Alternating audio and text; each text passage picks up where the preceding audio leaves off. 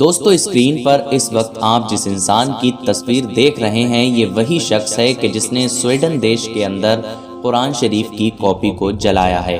اور دوستو حیرانی کی بات یہ ہے کہ اس شخص نے قرآن شریف کی کاپی کو اس جگہ پر جلایا ہے کہ جہاں پر ترکی کی ایمبیسی کے لوگ موجود تھے اور ساتھ ہی میں سویڈن دیش کی پولیس اس شخص کے آس پاس تھی اور اس کو پروٹیکٹ کر رہی تھی۔ یعنی کہ دوستو یہ پورا معاملہ سویڈن دیش کی گورنمنٹ کی پرمیشن کے ساتھ ہوا ہے۔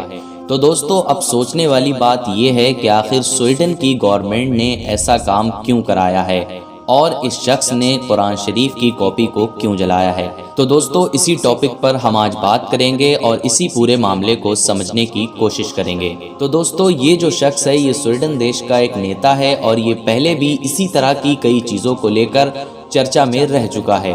یہ پہلے بھی ایسی حرکتیں کر چکا ہے کہ جس سے مسلمانوں کو یہ نیچا دکھا سکے۔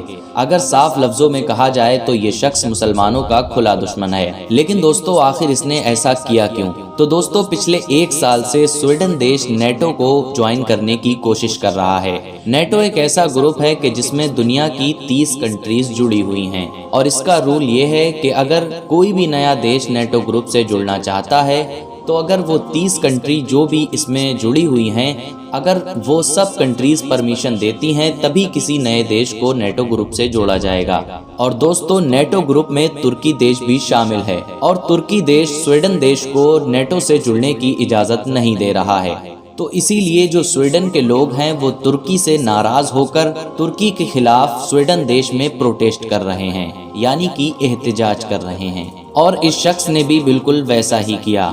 یہ شخص اپنی پوری ریلی کے ساتھ احتجاج یعنی پروٹیسٹ میں شامل تھا اور اسی دوران اس نے ترکی کی ایمبیسی جہاں پر بیٹھتی ہے اس کے سامنے سویڈن دیش کی پولیس کے پروٹیکشن میں قرآن شریف کی کاپی کو آگ لگائی، جو کہ دوستو بہت ہی زیادہ غلط کام ہے، کیونکہ دوستو کبھی بھی کوئی دیش کسی دوسرے دیش کے خلاف پروٹیسٹ یعنی احتجاج کرتا ہے تو وہ اس دیش کے جھنڈے جلاتا ہے، اس دیش کے پردھان منتری کے پوسٹرز جلاتا ہے اور بھی طرح طرح کے کام کیے جاتے ہیں۔ لیکن دوستو قرآن شریف کو جلانا یہ بہت ہی غلط کام ہے، کیونکہ ترکی ہی ایسا دیش نہیں ہے جو کہ قرآن شریف کو فالو کرتا ہے اور نہ ہی یہ ترکی کی ذاتی کتاب ہے، بلکہ یہ قرآن شریف ایسی کتاب ہے جس کو دنیا بھر کے مسلمان فالو کرتے ہیں اور اس کو پڑھتے ہیں۔ سویڈن دیش کی اس حرکت سے بہت سارے مسلم دیش غصے میں آ گئے ہیں اور سویڈن سے جواب طلب کر رہے ہیں۔ جن دیشوں نے ابھی تک سویڈن دیش سے جواب مانگا ہے ان میں